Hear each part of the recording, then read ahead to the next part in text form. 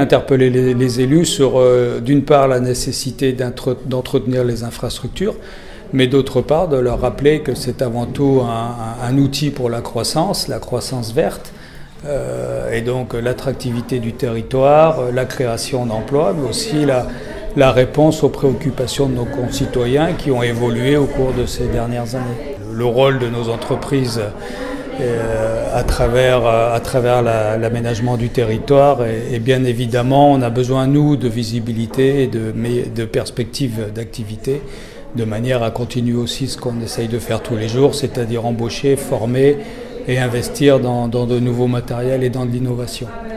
Alors, les TP, ça concerne tout le monde. Ça vous concerne le matin quand vous vous réveillez, que vous ouvrez votre robinet d'eau. C'est toute l'infrastructure qu'il y a derrière qui permet que cette eau coule de votre robinet. C'est quand vous appuyez sur le bouton, l'électricité qui vous permet d'avoir une ampoule qui s'éclaire. C'est pareil, c'est toute l'infrastructure qui existe.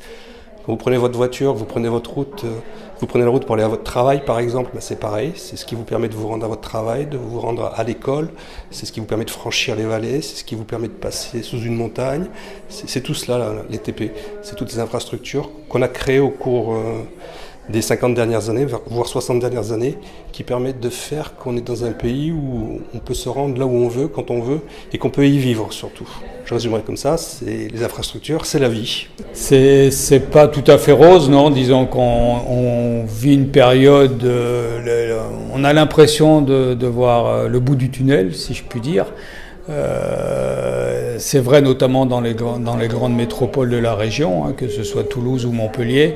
Malgré tout, on a encore à subir des défauts des baisses d'activité, des défauts d'occupation de nos collaborateurs sur des zones plus rurales. Et aujourd'hui, on a l'impression, enfin, on a un avis assez mitigé sur notre capacité à retrouver rapidement de l'activité, même si nos espoirs sont portés beaucoup sur le deuxième semestre de cette année.